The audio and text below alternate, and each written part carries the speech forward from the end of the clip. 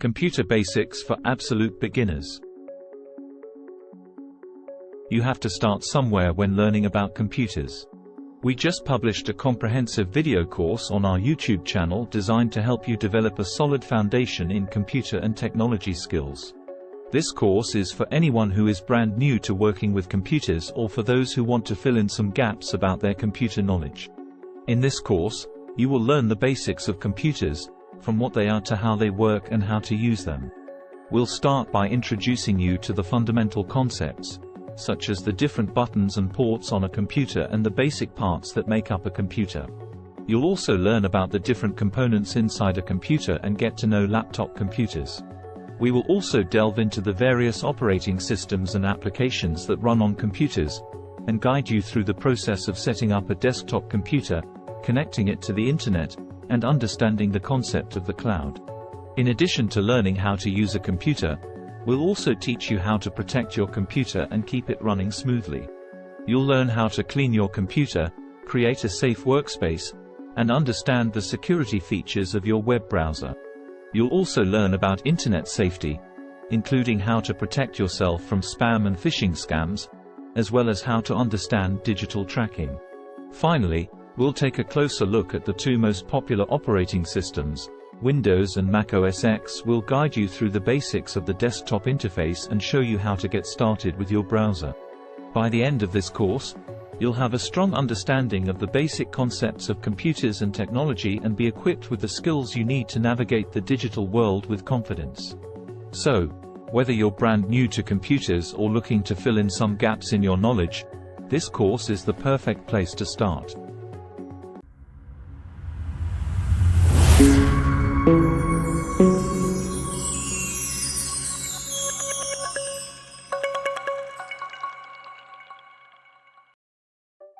Computers are all around us.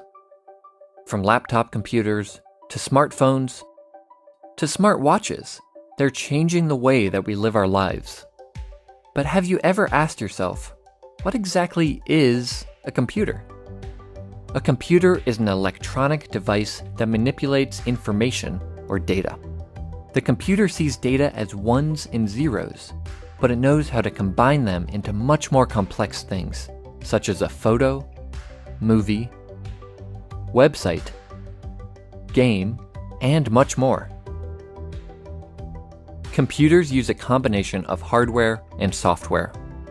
Hardware is any physical part of the computer, which includes the internal components and the external parts like the monitor and keyboard.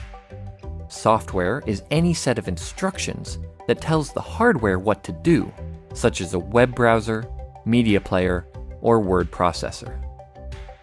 When most people say computer, they're talking about a personal computer. This can be a desktop computer or a laptop, which has basically the same capabilities, but in a more portable package. Personal computers come in a few different styles.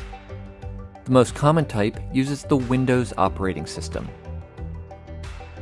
Macs or Macintosh computers feature the Mac OS operating system, while Chromebooks run on Chrome OS. Smartphones and other mobile devices mostly use the iOS or Android operating systems. We'll talk more about operating systems in a later video.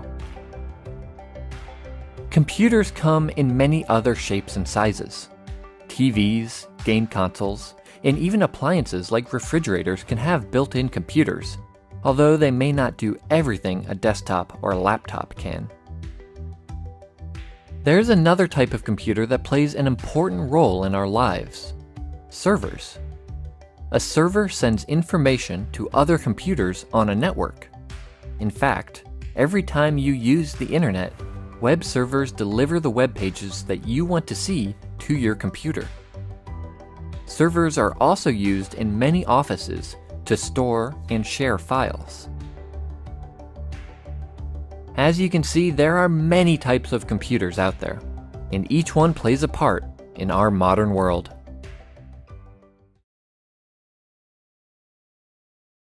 Every computer has its own set of buttons and ports. In this video, we're going to talk about some of the most common ones, including what they're for and how to recognize them. Some buttons are universal, like the power button. Depending on the type of computer you have, it may be on the front, on the back behind the screen, or even on the inside when you open the lid. The power socket is where you'll connect the power cord. If you have a laptop, you'll have a charging port instead. Most computers provide more than one USB port, so you can plug in any device you might need. Keyboards, printers, and USB drives are all common examples. Some computers even have USB-C ports, which can be used for many different things, not just plugging in devices. Laptops, for instance, often use the format for the charging port. If you have a desktop, you'll use the monitor port to connect the monitor. There are quite a few types of monitor connections, ranging from HDMI to the USB-C style we just mentioned. If you have a laptop, you can connect a separate monitor as long as you have the right equipment. Just look for the display port and plug in the appropriate cable. The Ethernet port lets you connect to the internet if you're not using Wi-Fi. All you need is an Ethernet cable, which you can then connect to your modem or router. If your computer has an audio jack, you can use it to plug in wired headphones or speakers. You may or may not have a disk drive, depending on how old your computer is and who makes it. The disk drive can be used to insert a CD, a DVD, or a Blu-ray disc. If you have ports that look like this, they're for older peripherals like mice, keyboards, and printers. Newer versions of these devices usually connect via USB or wirelessly. And that covers the basics of buttons and ports. Of course, every computer is different, and technology is always changing. To find out what options you have, take a closer look at your computer.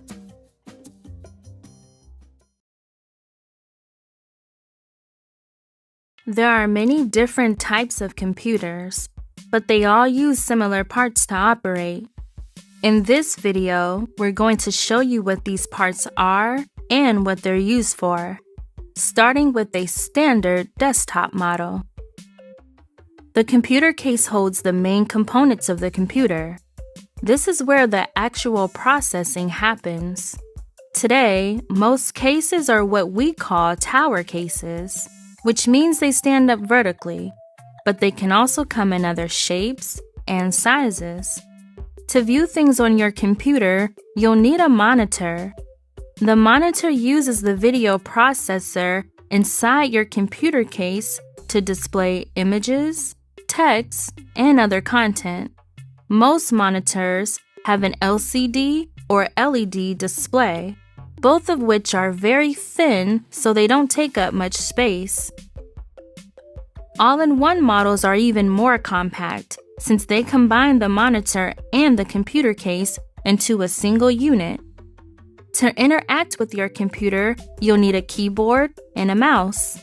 Keyboards come in many different styles, including wireless and ergonomic. The mouse is used to control the mouse pointer on the screen, so you can click and interact with your computer. Most mice detect movement using an optical sensor on the bottom. Underneath, you'll find a small electronic eye. Laptops combine all of these things into one. That includes the components that are normally inside the computer case, plus a built-in screen, keyboard, and touchpad. The touchpad is a small touch-sensitive area that takes the place of a traditional mouse.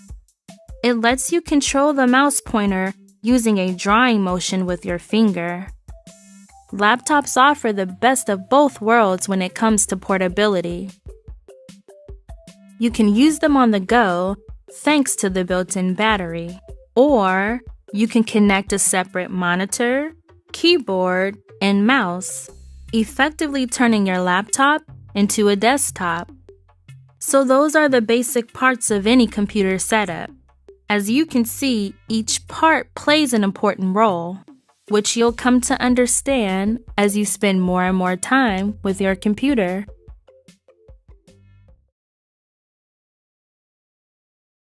You may already know that there are many important parts inside a computer. But what exactly do they do? Let's take a look inside and learn about the various components that make a computer work. Whether it's a desktop computer or a laptop, every computer has a large circuit board called a motherboard. This contains some of the most important parts of the computer, such as the CPU, also known as the Central Processing Unit or processor. The CPU can be considered the brain of the computer because it processes information and carries out commands. Since it tends to get hot, it's covered by a piece of metal called a heatsink, which draws heat away from the processor. The motherboard also contains the computer's RAM, or random access memory. This is the short-term memory that the computer uses whenever it's performing calculations. However, you cannot store your files there, because the RAM is cleared when you shut off the computer.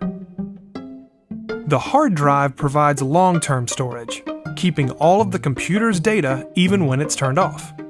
Many hard drives use a magnetic platter to store data, but many newer computers have solid-state drives, which are faster and more durable, but also more expensive.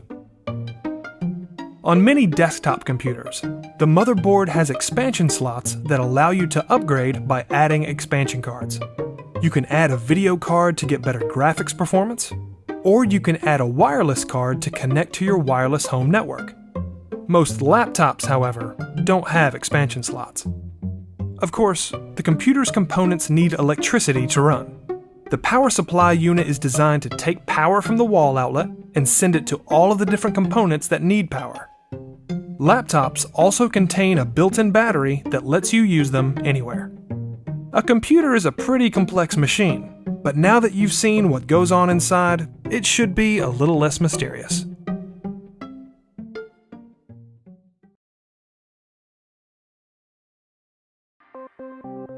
If you're thinking of buying a computer, you may have wondered, is a laptop right for me? Depending on how you plan to use it, the answer may be yes. In this video, we'll look at some of the ways that a laptop is different from a desktop to help you decide. The biggest difference is portability. Laptops have to be small and light so that you can pick them up and take them with you. Since all of the basic parts are built in, setting up a laptop is as easy as opening it. The downside is that the monitor is usually smaller than a desktop monitor, so you'll have less screen space.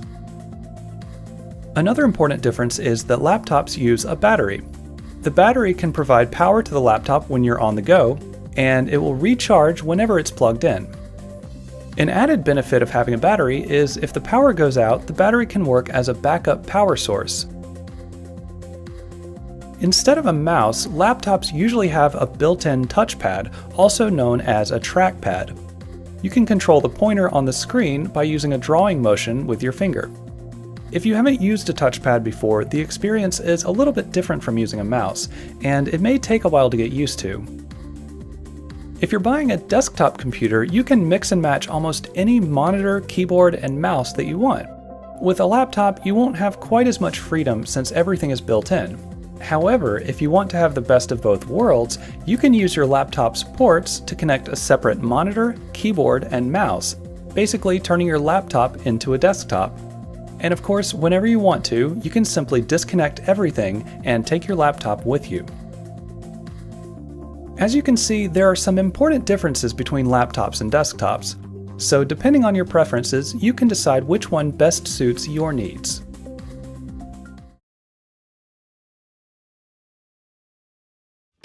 Did you know that you and your computer speak different languages? It doesn't speak Spanish, or Swedish, or Chinese. It speaks in ones and zeros. You can't communicate directly with your computer, but that's where your operating system comes in. The operating system, or OS, is the program that lets you interact with your computer. Together, the operating system and computer hardware form a complete system that determines what your computer can do. There are many different operating systems. Two of the most common ones are Microsoft Windows and Mac OS. Windows comes preloaded on most personal computers, while Mac OS runs on all new Macs.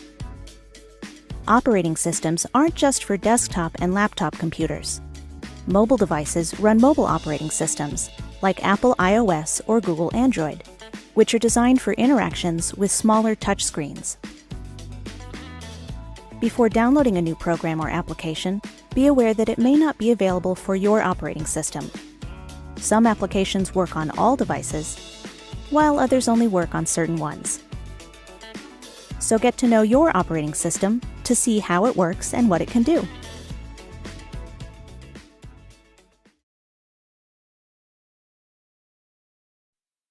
If you woke up this morning thanks to the alarm on your smartphone, or if you like watching videos or playing games on your tablet, you're using applications, also known as apps.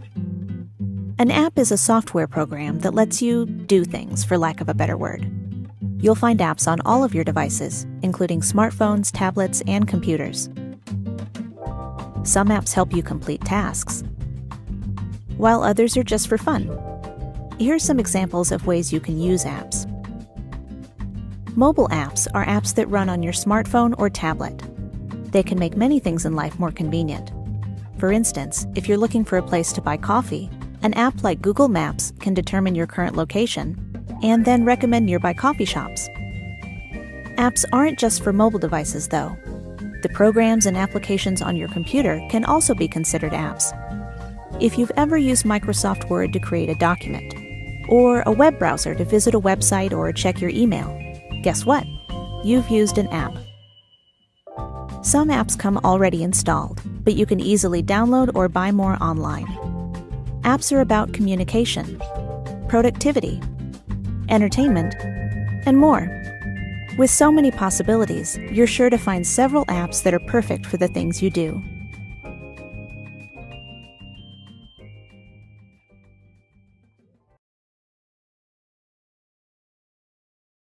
Are you having trouble putting your computer together? Are you feeling overwhelmed? Don't worry. Take a deep breath. We're going to show you, step by step, how to set up a desktop computer. First, unpack everything from the box and remove any plastic covering or protective tape. Think about where you want your workspace to go and how you want to arrange the different components before you start plugging things in. Next, let's connect the monitor. If you have an all-in-one computer where everything is built in, for example, an iMac, you can skip this step. Otherwise, locate your monitor cable. Newer monitors often use HDMI or USB-C connections, while older monitors may use VGA, DVI, or another type of connection. It just depends. Now find the monitor port on the back of your computer case and plug the cable in. Most cables are designed to fit a certain way, so if it's not working, don't force it. When you're done, connect the other end to your monitor. Now it's time to plug in your keyboard and mouse. If they're wired, they most likely have a USB connector, so you can use any of the ports you see here. You could also plug your mouse into the USB port on your keyboard if it has one. If you have a wireless mouse or keyboard, it's going to work a little differently. Some wireless devices connect using technology that's built into your computer, while others need an adapter. You'll also need to pair the device with your computer before you can use it. You may want to read the instructions that came with your wireless device to learn more about pairing. At this point, you can plug in your speakers or headphones. If it uses a typical audio plug, look for the green audio port on the front or back of your computer case. However, some speakers, headphones, and microphones use USB connectors. Finally, it's time to connect the power supply cables and plug the computer in. You should have two cables. One goes with your monitor, and the other plugs into the back of your computer case. Now plug both cables into a power outlet. We recommend using a surge protector to keep your equipment safe in the event of a power surge. When you're ready, plug the surge protector into a regular outlet. If it has a power switch, you may need to switch it on. That's all there is to it. Now take a minute to make sure you're happy with your workspace. Then turn your computer on.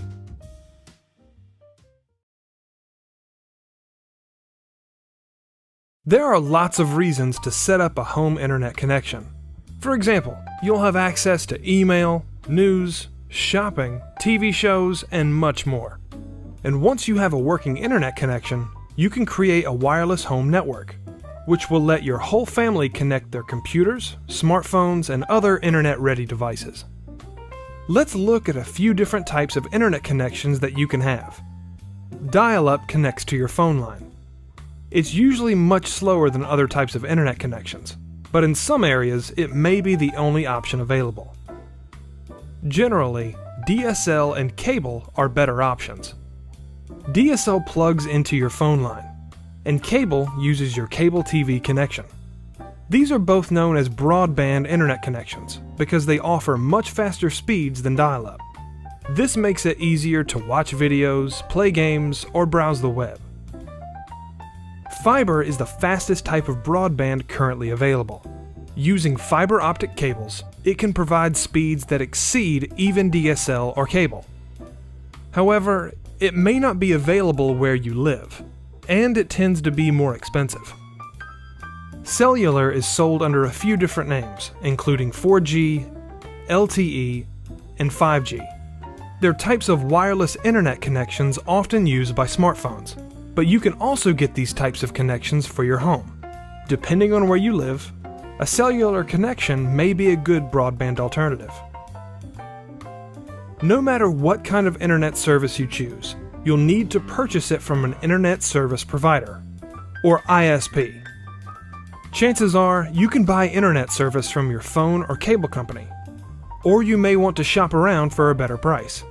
Your ISP will guide you through the entire process of connecting to the internet. They will usually need to send a technician to your home to turn on your connection. Your ISP may also give you a modem and set it up for you. But if you prefer, you can buy a modem from a computer store and use the included instructions to set it up yourself. These instructions will vary, but the basic idea is that you'll connect the modem to your phone jack or cable TV connection, and then connect your computer to the modem using an Ethernet cable. Once you have everything set up, you can open your web browser and begin using the internet. If you want to connect several devices to the internet, you can create a wireless home network, also known as a Wi-Fi network. To do this, you'll need a wireless router, which takes the internet connection from your modem and broadcasts it throughout your home. Your modem may already have a wireless router built in, so you may not need to buy one. To set up your wireless connection, follow the instructions included with your router. You'll need to choose a network name, also known as an SSID. Also, for security, you should turn on WPA2 or WPA3 encryption, depending on what your router supports. Then, make sure you choose a strong password. After you've set up your wireless network, go into each device's Wi-Fi or network settings, select your network name, and type your password. If any of your devices are not wireless ready, you can simply plug them into your router with an Ethernet cable, or you can purchase a wireless card. Setting up an internet connection and Wi-Fi network takes a little bit of work, but once you get it set up, your family will be able to use the internet without being limited to one computer.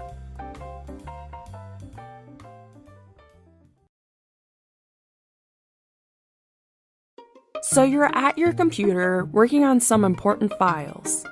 Suddenly, a meteorite bursts through the window and flattens the computer.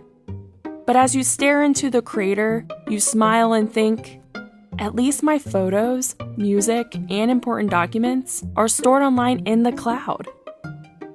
When something is stored in the cloud, that means it's saved on internet servers instead of on your computer. It's like having an extra hard drive you can access anytime you're connected to the internet. You can access your files anywhere by using cloud-based apps. Some run inside your computer's web browser. These are called web apps. And some of them can also be installed on your mobile device. For instance, Google Docs is a cloud-based app that you may already use. It's free, and it allows you to view, create, and edit many types of projects.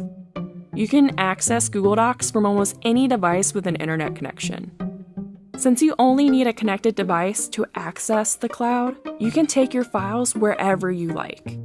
You can take a photo on your smartphone and upload it to a cloud-based photo storage service like Google Photos or Dropbox.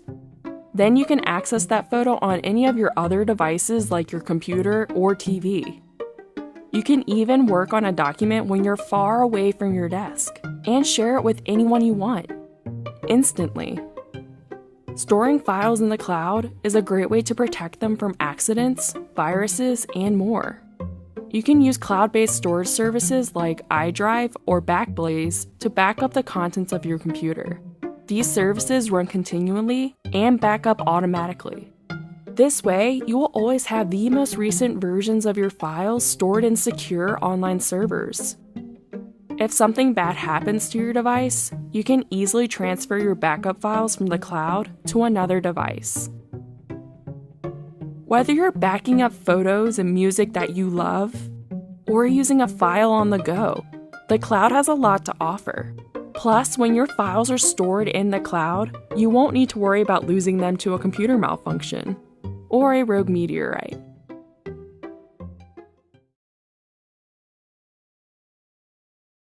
It's important to keep your computer clean, not only because it looks nice, but also because things like dust and dirt can affect your computer's performance.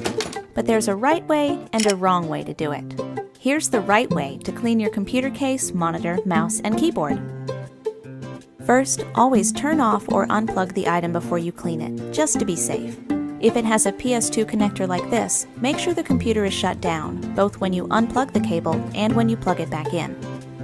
To clean your keyboard, turn it upside down and gently shake it to remove any dust, dirt, or crumbs. It's not uncommon for stuff to get stuck inside, which can affect the way your keyboard works. You can also use a can of compressed air to really get between the keys. To clean the surface, use a cotton cloth or paper towel that's moistened with rubbing alcohol. Never actually pour alcohol or any other liquid on your keyboard. If you spill something by accident, don't panic. Shut your computer down immediately. Then disconnect the keyboard and turn it upside down so the liquid can drain. If the liquid is sticky, you can rinse your keyboard under running water just like this, turned to the side.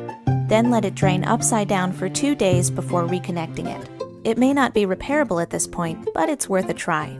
The best way to avoid this is to keep drinks away from the computer area altogether. Next, take a look at your mouse. If you have an optical mouse, good news. These don't require much cleaning at all because they don't have any moving parts. Just keep an eye on the light emitter underneath. If something gets stuck here, even a piece of dust, it can keep your mouse from working smoothly. To clean a mechanical mouse, again, make sure it's unplugged. Then remove the tracking ball by turning the ring counterclockwise. It should pop right out. Use a cotton cloth or paper towel to wipe it with a little rubbing alcohol. You can wipe the inside of the mouse too. Make sure all the parts are dry before you put them back together. Here's an easy tip. You can give your mouse a quick cleaning by rubbing it back and forth on a clean white sheet of paper. Sometimes this is enough to remove the dust and dirt that can get stuck underneath. Your monitor is going to be even easier to clean, but there are a few things to keep in mind. Never spray the screen directly with water, cleaner, or any other kind of liquid. It can leak into the monitor and damage the components inside. Never use glass cleaner, like Windex. This can damage your screen if it has an anti-glare coating. The safest method is to unplug the monitor, then wipe it with a soft cloth moistened with water. You should also give some thought to cleaning other parts of your workspace, like the back of your monitor and your computer case. These areas can get pretty dusty if you're not careful. A lint-free cloth, sometimes called a microfiber cloth, is great for wiping the casings. If you see a lot of buildup in the ventilation fans, you can use a can of compressed air to clean them out. Never use furniture cleaner or strong solvents on any of these surfaces. Instead, take your cloth or even a paper towel and spray it with glass cleaner. Now wipe the case and monitor housing, but not the monitor screen, in a downward motion. You can make your own solution using ammonia diluted with water. The milder the better. One more thing you can do to make sure your computer stays physically healthy is to watch the airflow around the case. That means no books, no stacks of paper, nothing that might block the fans in the back, which are designed to keep your computer from overheating. In fact, if you have a desk with a compartment for the case, you may want to position the case a little towards the front or leave the compartment open if it has a door. Both of these steps will help your computer stay cool. Looks good to me. Just remember to clean your equipment regularly, the right way, and your computer is sure to stay healthy for years to come. We rely on our computers for many different things. We trust them to keep our information safe, including our files and personal data. That's why it's important to protect your computer and do your best to keep it running smoothly. Here are some tips that can help. One of the biggest threats to computer safety is malware. Malware is any type of software that's designed to damage your computer or gain unauthorized access to your personal info. This can include viruses, spyware, Trojan horses, and other malicious software. Windows computers, Macs, and even Chromebooks can get malware. To protect your computer, you should use an antivirus program like Kaspersky, Norton, or the built-in Windows Defender. This helps prevent viruses from being installed and also lets you scan your computer and remove any viruses that are found. Keep in mind, no antivirus program is perfect. To stay safe, you should still avoid suspicious-looking ads or downloads. Run regular updates to your antivirus program, and also run updates to your operating system. To keep your computer running smoothly, the latest version of Windows offers a couple useful features, including Storage Sense and Defragment and Optimize drives. You can access both of these in Settings, or you can find them using the search bar. When you turn it on, Storage Sense helps you free up space on your hard drive by scanning for temporary files and other files that can be deleted. Once on, it will run automatically in the background. Older versions of Windows offer a similar feature called Disk Cleanup. Defragment and Optimize drives rearranges the data on your hard drive to help your computer run faster and more efficiently. It should be running automatically on a weekly basis, but you can easily check or change the schedule anytime. If something bad does happen to your computer, you could lose all of your important files. To prevent this, you should back up your computer regularly. One option is to buy an external hard drive and copy your files to it. To make this process even easier, you can use software like Windows Backup or Time Machine if you're using a Mac. Of course, if something happens to your computer and your backup drive, you'll still lose all of your files. For more security, you can use an online backup service like iDrive or Carbonite. You may have to pay a monthly fee to use these services, but the advantage is that your files will stay safe in the cloud no matter what happens to your computer. Following these tips can help you protect your computer and keep your information safe. You can rest easy knowing that all of your files will be there when you need them.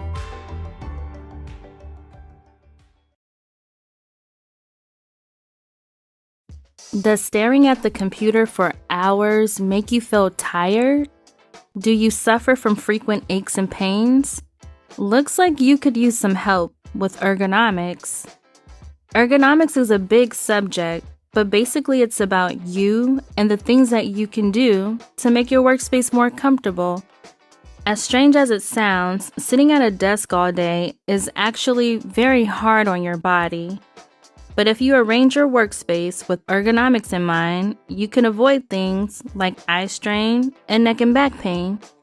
Here are some tips to help you stay safe, comfortable, and productive all day long. Keyboard position is important. When you're typing, your wrist should be straight and relaxed to avoid any strain. If you do start to feel any wrist pain, you might want to look into certain products that can give you extra support. For example, an ergonomic keyboard. Next, raise and lower your chair so that your wrists are in the correct position. If your feet no longer reach the floor, you can find a footrest. When you're in your chair, you should be sitting in a natural, comfortable position. Try to avoid hunching or sitting too straight. Many office chairs are adjustable and designed to give you extra support in places where you need it, like the lower back. Take the time to learn how your chair works. Your monitor should be a comfortable distance away from your eyes, somewhere between 20 to 40 inches, or about an arm's length. The top of the screen should be about eye level, but this may vary depending on the size of the monitor. If you are working from a laptop, consider purchasing an external mouse and keyboard. That way, you can still place your screen at the proper distance and height while still being able to type comfortably. Adjust the screen brightness on your monitor so that it matches your surroundings. If you're looking at your screen and it feels like you're looking into a bright light, it's too bright. If it looks dark and murky, it's too dim. Some monitors also allow you to change the color so that the screen emits less blue light. This feature might be called night mode or night shift, and some people find that it greatly reduces eye strain. Another way to avoid strain and fatigue is to take frequent breaks. For example, look away from your monitor every once in a while. 20-20-20 is a good rule to follow.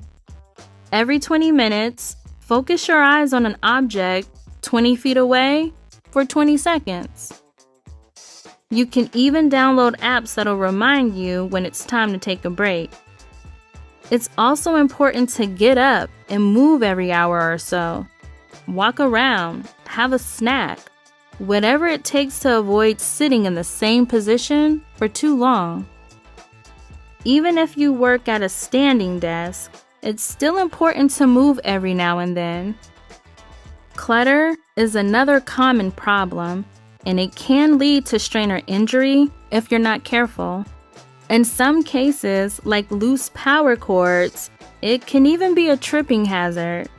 If you have paperwork or supplies that can be put away, it's best to store them somewhere else instead of leaving them on your desk. Let's review. Sitting at a desk all day is surprisingly hard work, but a little attention to ergonomics will help you stay safe, comfortable, and productive all day long.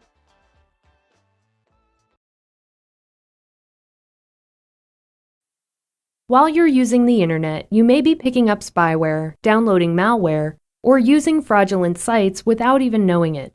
But don't worry, your browser does a number of things to help make sure you avoid running into malicious websites. And there are also some precautions you can take to stay safe. Something as simple as double-checking domain names can save you from accidentally visiting a site with unsafe content. Malicious sites often use deceptive web addresses to trick users into believing they are on a legitimate site. Many web browsers will highlight the domain when you're typing in a site's web address. In this case, it's just a darker font than the rest of the web address. Being able to clearly read the domain name makes it easier to double-check and make sure it's correct. This will help make sure you're going to the real, trusted site and not a phony site with a similar web address.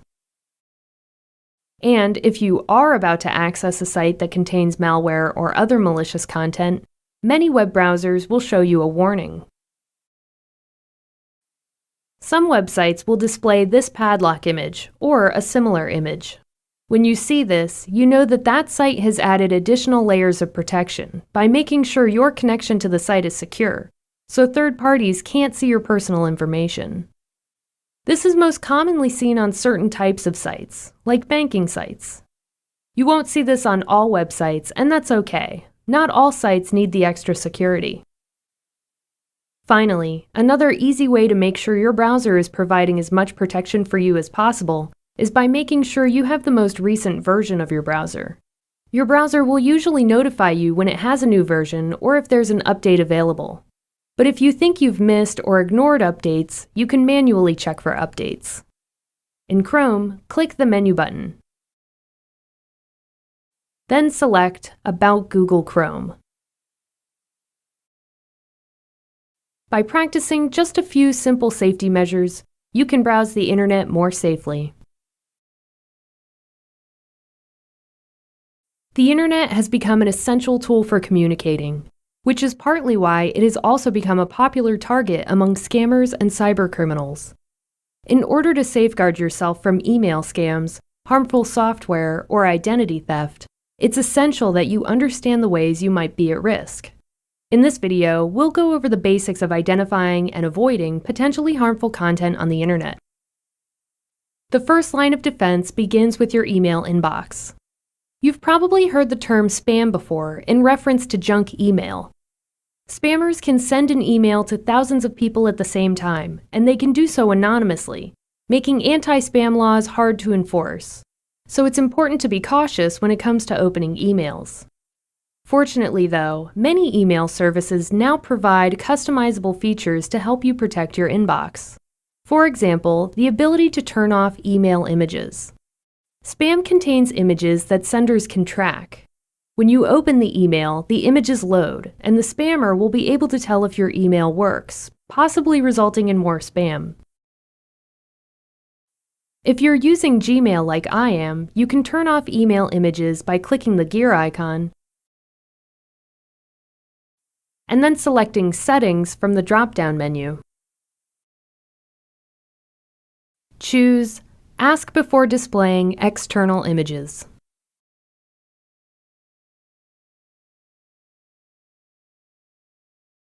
Then click Save.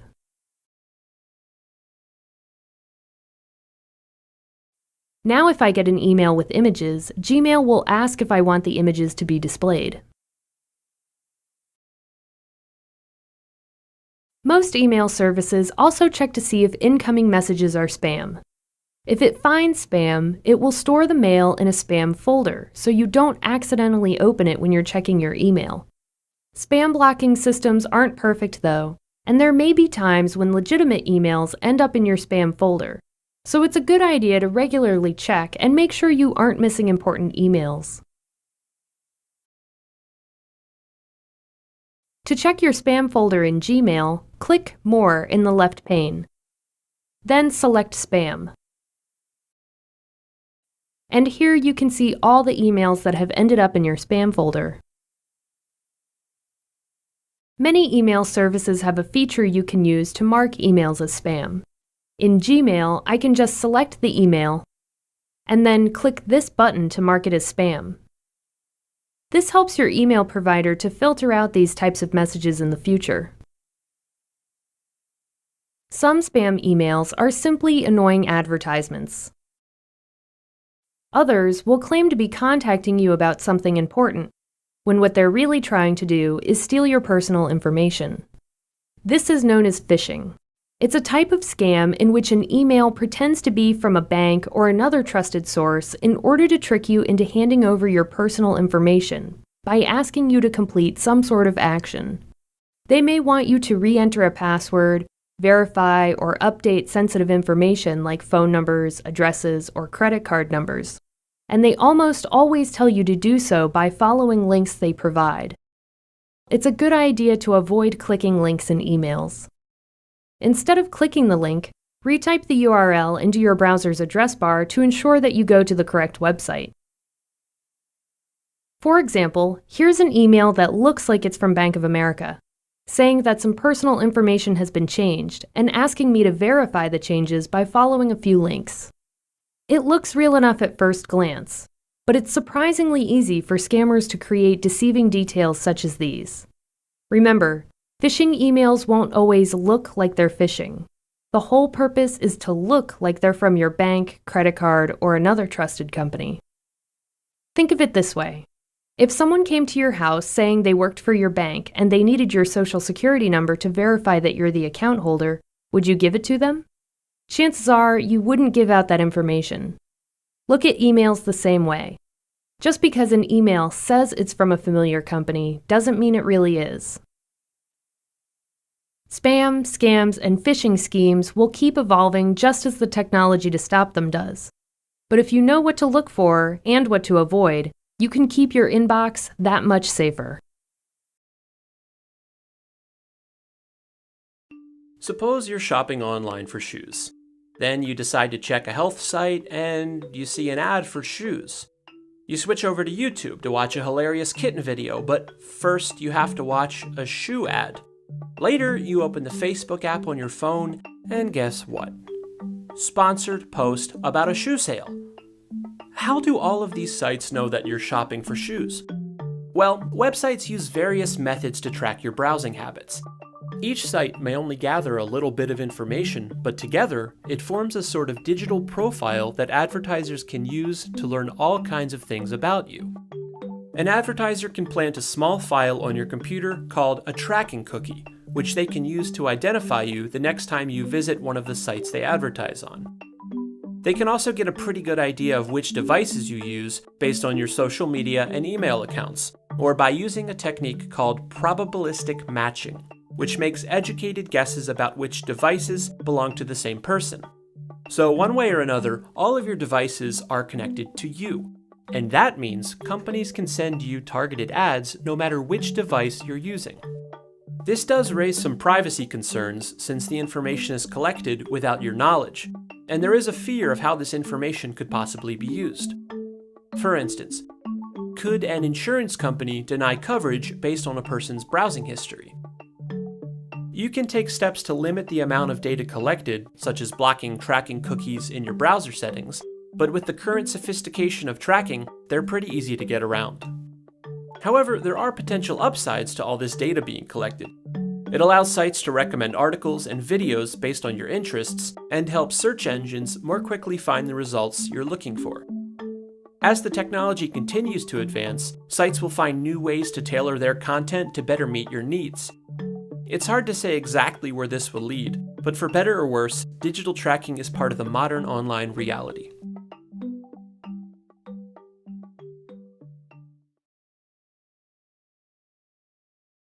If you're just getting started with Windows, learning how to navigate the interface is a great place to start. Let's take a look at the desktop, which is the screen you see here. It includes a desktop background, also known as your wallpaper, and the taskbar at the bottom of the screen. The taskbar is where you'll find shortcuts to some of the applications on your computer, as well as the Start button. In most versions of Windows, you can click the Start button to see a list of applications, files, and settings.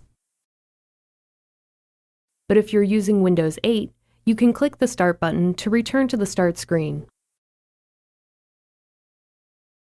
The taskbar is also where you'll find File Explorer, which allows you to view and open files and folders. For now, I'm going to close the window by clicking the X. Let's check out more features on the desktop instead. The desktop is the main workspace for your computer. To open a program, file, or folder, just double-click the icon.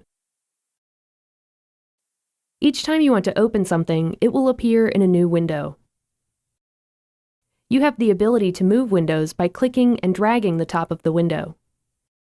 When you're done, just release the mouse. If you have more than one window open at a time, you can quickly switch between them by clicking the icon for that window on the taskbar.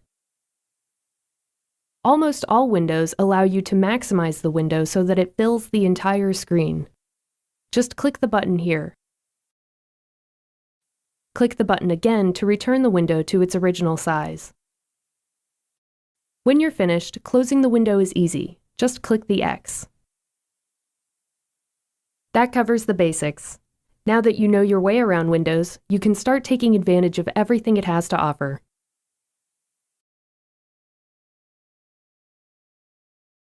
If you're just getting started with OS X, learning how to navigate the interface is a great place to start. First, we're going to take a look around at the desktop, which is the screen you see here. It includes a desktop background, also known as your wallpaper, the menu bar at the top, and the dock at the bottom. The dock is where you'll find shortcuts to some of the folders and applications on your computer. For example, iTunes, Safari, and Finder. To open any of the items on your dock, just click the icon. There are actually several different ways that you can navigate to files, folders, and apps in OS X. The Finder feature is one of them. We'll talk more about how to use the Finder later, though. For now, I'm going to close the window by clicking the red button in the upper left corner. Let's check out Launchpad instead, which you can also find on your dock. As you can see, Launchpad gives you access to all of your applications at once, making it easier to find and access the programs on your computer. To open a program, click the one you want. Exiting applications is just as easy. Let's zoom in on the menu bar so you can see how it works. To exit an application, click the name of the app in the upper left corner. Then choose Quit from the menu. Also on the menu bar is the Apple icon. This gives you access to your system preferences, recent files, folders, apps, and much more. You'll also use the Apple icon whenever you want to restart or shut down your computer. On the right side of the menu bar, you'll find an icon that looks like a magnifying glass. This opens a feature called Spotlight, which you can use to search the contents of your computer if you're having trouble finding something. Just type what you're looking for example, a file or an app, and you'll get a list of search results. The last icon on the menu bar opens the Notification Center, which has been included in each version of OS X since Mountain Lion.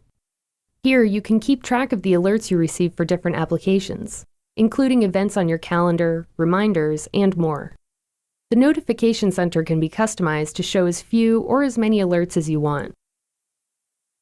The desktop itself is one more place where you can store files, folders, and even shortcuts for easy access. This time, however, to open an item, you'll need to double-click your mouse. Some apps have a full screen mode that you can activate by clicking the double arrow in the upper right corner. This causes the window to expand, so you can focus on the application without any other distractions. To return to normal view, press Ctrl-Command-F on your keyboard. Not all apps support this feature, but it's available in several of the apps that come pre-installed on your computer. The last thing I'd like to talk about is using your mouse in OS X, specifically a feature called natural scrolling. You can learn more about how it works by going to System Preferences, then choosing Mouse or Trackpad depending on what you have. In this case, we'll choose Mouse. As you can see from the demo, natural scrolling is basically the reverse of traditional scrolling. It's almost like you're pushing the content up and down on the page. This may seem awkward at first, but it's actually how many touchscreen devices work. Natural scrolling is the default setting, but you can always disable it by checking the box here. I recommend trying it both ways to see which one you prefer. While you're in this window, you can also take a look at multi-touch gestures. For example, here's one that lets you go back and forth between pages using a simple swipe. OS X supports many different types of gestures, including pinches, taps, and double taps, depending on what your mouse or trackpad is capable of. Each gesture performs a specific task. To learn more, I recommend visiting this resource again once you become more familiar with OS X. That covers the basics. Now that you know your way around, you can start using OS X and taking advantage of everything it has to offer. A web browser is a tool you use to access the internet. In order to make the most out of the internet, it's important to understand the basics of using a web browser. There are many different web browsers, including Chrome, Safari, Firefox, and Internet Explorer. All of them allow you to view websites, but they each have a different look and feel, so picking one will depend mostly on your personal preference. Right now, I'm using Chrome. When you open your browser, at the top of the window, you'll see the address bar. This is where you'll type the web address of the page that you want to visit. If you've been to a website before, your browser may suggest it, or even automatically complete the address for you. If you see the address you're looking for in the suggestions, you can just click it, or press Enter when you're done typing. Most of the time, you're going to go from one page to another by clicking on links. To go back to the page you were just on, you can click the Back button. To return to the first page, click the Forward button. If you see a link that you want to click but you don't want to navigate away from the page that you're on, you can open the link in a new tab. Just right-click the link and select Open in New tab. This opens the page behind the current page, so it doesn't take you away from the original site. You can also create a new tab by clicking here,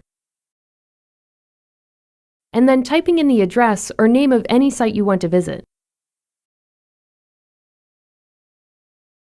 To close a tab, just click the X. If you're on a website that you know you'll want to visit again later, or a website that you go to frequently, you can bookmark it. Most browsers have a button right next to the address bar that lets you easily bookmark any site.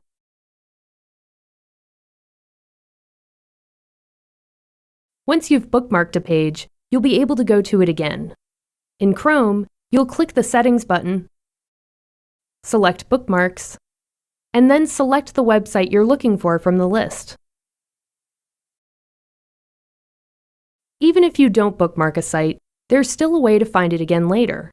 Your browser keeps track of all the websites you visit in a feature called History. All browsers allow you to access your history. In Chrome, you can access this by clicking the Settings button. You can then click on a site to go to it. And as you may remember from before, you can begin typing in the address bar and your browser will make suggestions. These suggestions come from your history and bookmarks. The locations of these buttons and other options may vary a little depending on which browser you're using, but you should be able to perform all of the same actions no matter which browser you decide to use.